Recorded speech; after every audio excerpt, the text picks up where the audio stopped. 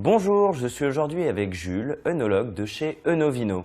Alors quand vous allez en supermarché pour acheter une bouteille de vin, c'est souvent très difficile de choisir. Il y a une quantité incroyable de bouteilles différentes. Alors pour bien choisir votre vin en supermarché, Jules va vous donner tous ses conseils. Bonjour. Le choix en supermarché d'une bouteille de vin est le plus ardu qu'il existe. Même les experts peuvent avoir du mal. Pourquoi? Parce que sur une bouteille, vous trouvez énormément d'informations, tout sauf son goût. Et finalement, qu'est-ce qui vous intéresse dans le vin? C'est son goût. Et la plupart du temps, dans un supermarché, vous n'avez pas un caviste ou un vendeur qui connaît son rayon et qui peut vous aiguiller. Vous êtes donc tout seul face au linéaire de bouteilles. Il y a quelques astuces pour essayer de ne pas trop se tromper et d'aller vers un vin correct qui vous plaira ou qui plaira à vos invités. Premier choix, le prix, le plus évident. Il faut savoir que produire une bouteille de vin, ça coûte cher. Un vigneron a au moins 1 euro à 1,50 € de coût pour produire une bouteille de vin. Donc des bouteilles à moins de 2 euros, vous oubliez en supermarché. Ça sera forcément une qualité médiocre. Il faut aller au-delà de 2 euros, 2,50 €. Dans les bas prix, si vous voulez vraiment une bouteille à tout petit prix, en dessous de 5 euros, vous ne pouvez pas espérer avoir un grand cru.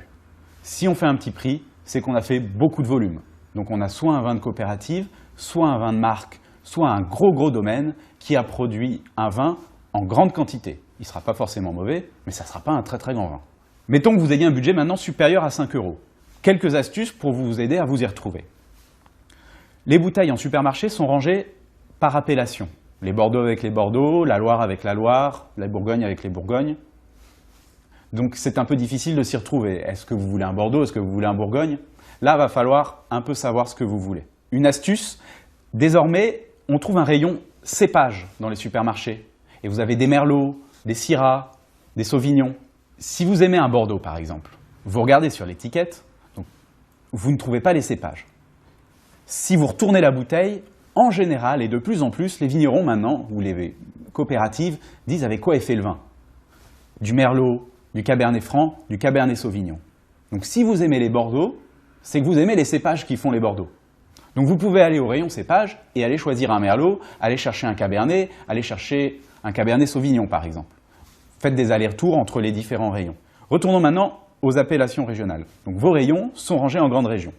Et là, on a des bouteilles à des prix vraiment très différents. Par exemple, en Bourgogne, vous allez avoir des bouteilles en supermarché allant de 30-40 € et les premiers prix seront à 6-7 €.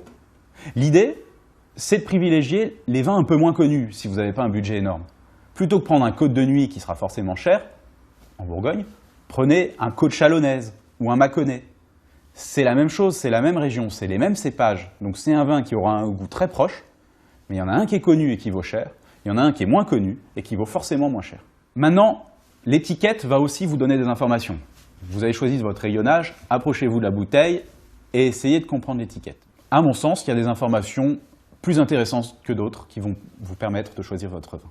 La première information, c'est si c'est une appellation d'origine contrôlée ou un vin de pays. Vous le voyez sur l'étiquette. Alors, si vous ne le voyez pas sur la face de l'étiquette, c'est qu'il faut retourner la bouteille et ça sera écrit forcément derrière.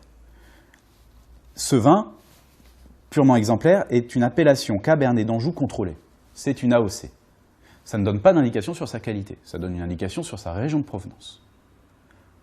À côté des appellations d'origine contrôlée, on trouve des vins de pays. Par exemple, ce vin de pays ici, je le retourne et je vois que c'est un vin de pays des collines de l'Amour, c'est dans le Pays d'Oc. Il y a longtemps, les vins de pays, en général, étaient moins bons que les AOC. Ça n'est plus le cas. Et malheureusement, ce n'est pas écrit sur les bouteilles. Donc la seule astuce que je peux vous donner, c'est si dans votre rayon, vous avez un vin de pays au prix d'une AOC, eh bien choisissez le vin de pays. Comme ils sont moins connus et moins réputés, s'ils sont vendus au même prix qu'une AOC de la même région, vous avez de fortes chances qu'ils soient de qualité égale ou supérieure. Alors attention, depuis 2009 et la législation européenne, on va avoir un changement sur les vins de pays. Ils vont s'appeler IGP, Indication géographique protégée. On aura de temps en temps vin de pays, de temps en temps IGP et vin de pays, de temps en temps IGP. Ça ne change rien au problème, c'est toujours le même vin. Enfin, dernier outil à la décision, les sélections des guides ou les médailles des concours. Bien souvent, certaines bouteilles ont des macarons, médaille d'or du concours agricole, médaille d'or du concours des vignerons indépendants. Ça veut dire qu'ils ont été dégustés par un panel de professionnels à l'aveugle et qu'ils ont été reconnus comme de bonne qualité par rapport aux autres vins. Les guides ont une autre façon de sélectionner les vins, mais sont en général assez valables et récompensent aussi les bouteilles.